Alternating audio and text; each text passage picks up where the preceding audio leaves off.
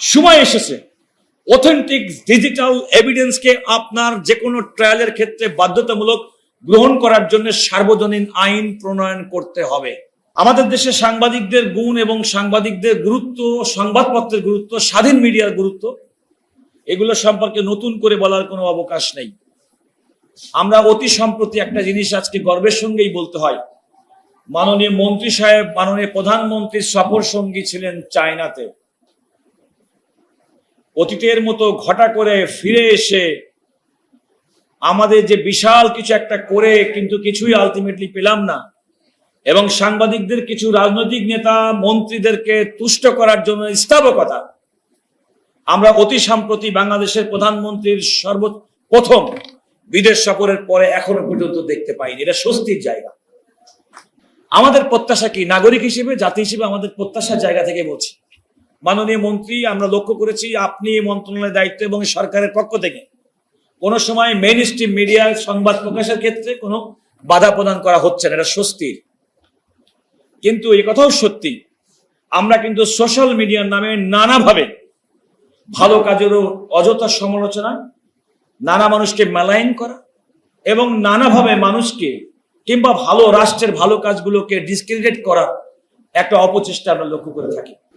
সেক্ষেত্রে আমার মনে হয় সময় এসেছে আইনি কাঠামোর মাধ্যমে এই ধরনের অপসাংবাদিকতা, অপতথ্য, অপপ্রচার যারা চালাবেন তাদের বিরুদ্ধে আপনাদের আইনানুগ ব্যবস্থা গ্রহণ করতে হবে।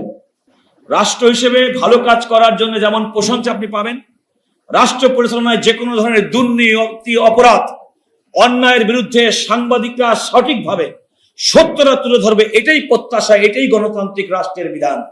এবং আমরা মনে করি সংবাদপত্র সেই স্বাধীনতা ভোগ করবে। আমরা এখনো পর্যন্ত 150-200 বছরের পুরনো ফৌজদারি বিধান নিয়ে আমাদের আইন পরিচালিত হয়, দেওয়ানি আইন পরিচালিত হয় 18 সালের মধ্যবর্তী সময়ের পরের মামলা। অথচ যুগ বদলেছে, প্রতিনিয়ত আমরা এআই তার ভালো জিনিস এবং খারাপ জিনিসের সঙ্গে আমরা সংঘর্ষ করছি, দ্বন্দ্ব করছি। মানুষ সোশ্যাল মিডিয়াতে এআই জেনারেটেড কোনো ফেক নিউজ এমন ভাবে বিশ্বাস করা শুরু করেছে, জাতীয় পর্যায়ের অনেক নেতৃবৃন্দ সেই নিউজের সূত্র ধরে নিজের প্রতিক্রিয়া ব্যক্ত করেছেন, পরবর্তীতে ক্ষমা চেয়েছেন। অতি সম্প্রতি আমি নাম বললাম না। তাহলে এই যখন আমাদের আর্টিফিশিয়াল ইন্টেলিজেন্সের যখন অবস্থা, সেই ক্ষেত্রে আমাদের আইন কিন্তু যুগোপযোগী না।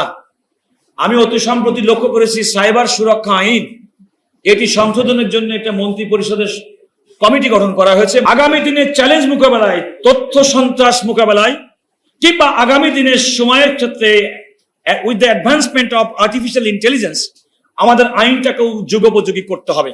আমরা একথা বলছি যে রাষ্ট্র, আমরা যে যেখানে দায়িত্ব পালন করছি সেই দায়িত্ব পালন করার ক্ষেত্রে রাষ্ট্রের যে কোনো ভালো জিনিসের ক্ষেত্রে আপনাদের সংবাদপত্র, সংবাদ মাধ্যম আপনাদের সহযোগিতা করতে হবে।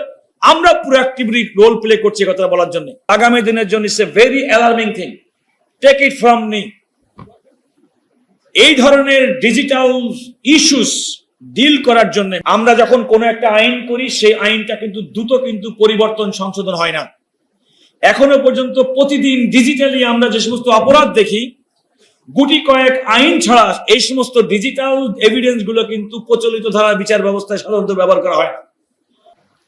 দ্বিতীয়ত, আইন যখন করবেন আইনের মধ্যে এমন বিধান থাকবে যে প্রশাসনিক সিদ্ধান্ত কিংবা সংশ্লিষ্ট মন্ত্রীর মাধ্যমে পরবর্তীতে আদেশের মাধ্যমে সময় উপযোগী ওই আইনের সঙ্গে সামঞ্জস্যপূর্ণ নতুন কোন অপরাধকে অ্যাড্রেস করার জন্য সংশোধনী তাৎক্ষণিক ব্যবস্থা থাকবে।